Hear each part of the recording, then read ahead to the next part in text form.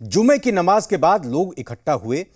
बड़ी तादाद में भीड़ तब्दील हो गई। भीड़ ने हंगामा किया और देखते ही देखते हंगामा उपद्रव में बदल गया। लेकिन क्या यह उपद्रव इत्तेफाक था या सुनियोजित था? जी मीडिया की तफ्तीश और पुलिस के सूत्रों ने जो खुलासा किया है वो चौंकाने वाला है। खुलासा यह भी हुआ है कि हिंसा भड़काने के लिए बाकायदा एक फेसबुक ग्रुप बनाया गया था।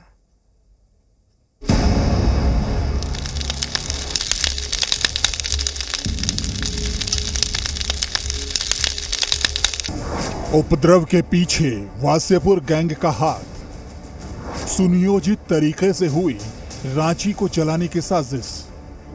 फेसबुक ग्रुप के जरिए भड़काए गए रांची में उपद्रवी। क्या उपद्रवियों ने प्रोटेस्ट को बनाया दंगे का हथियार? रांची हिंसा को लेकर कई वीडियो सामने आए हैं और इन वीडियो से कई खुलासे भी हुए हैं। खुलासा ये कि हिंसा भड़काने के लिए बाकायदा एक फेसबुक ग्रुप बनाया गया था। आशंका जताई जा रही है कि रांची में 10 जून को हुई हिंसा एक सुनियोजित साजिश थी।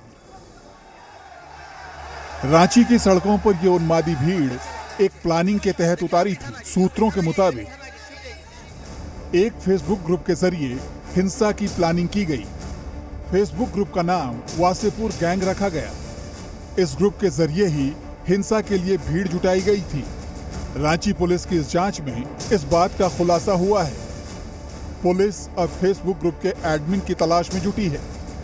किसी एक अनावश्यक इलाके को हम परेशान कर सकते हैं। हमें पता नहीं है कि किसी ने गलत नाम भी धारण किया है। छद्म नाम भी धारण करके कोई ग्रुप बनाया जा सकता है। तो जब तक यह ग्रुप बनाने वाला आइडेंटिफाई नहीं होता है तब तक किसी के भी बारे में कहना उचित नहीं होगा।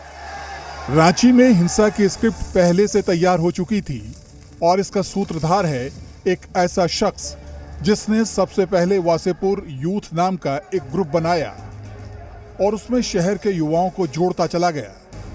बहरहाल रांची के मेन रोड में शुक्रवार को हुई हिंसा को लेकर सबसे पहले प्रशासन की तरफ से रांची सीओ अमित कुमार भगत ने एफआईआर दर्ज कराई। एफआईआर में उपद्रवियों की तरफ से 80 राउंड तक फायरिंग का जिक्र है।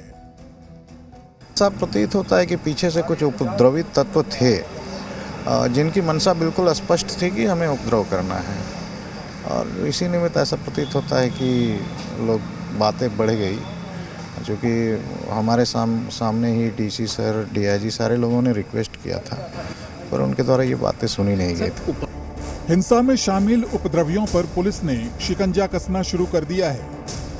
हिंसा में शामिल उपद्रवियों का पोस्टर तैयार किया जा रहा है और इसे विभिन्न थाना क्षेत्रों के मुख्य चौक चौराहे पर लगाया जाएगा। कि महामहिम राज्यपाल बड़े विद्वान हैं और जानकार हैं और गहरी समझ वाले व्यक्ति हैं। यदि उन्होंने कुछ भी अधिकारियों को आदेश निर्देश दिए हैं तो उसका सरकार अक्षरशः पालन करेगी। उधर वित्त मंत्री रामेश्वर उरांव ने भी दंगाइयों पर जल्द से जल्द कार्रवाई की बात कही है। माहौल खराब क्या है, कोशिश की गई थी, माहौल बिगड़ा नहीं, लोग नहीं। एक जगह माहौल खराब हुआ रांची में मेन रोड में, बाकी किसी तरह से कोई माहौल लोग समझ बूझ रहे हैं कि कौन माहौल खराब करना चाह रहा है। बहरहाल राजधानी में अब जनजीवन पटरी पर लौटने लगा है। राजधानी रांची के मेन रोड में कुछ दुकानों का भी खुलना शुरू हो गया है। राजधानी रांची में जनजीवन एक बार फिर से पटरी पर लौट रही है। यह तस्वीर राजधानी रांची के हृदय स्थली कहे जाने वाले अल्बर्ट एक्का चौक की है। अभी सुबह की तस्वीर है। तस्वीरों में देखा जा सकता है किस प्रकार से लोग अपने कामों के लिए घर से बाहर निकले हैं।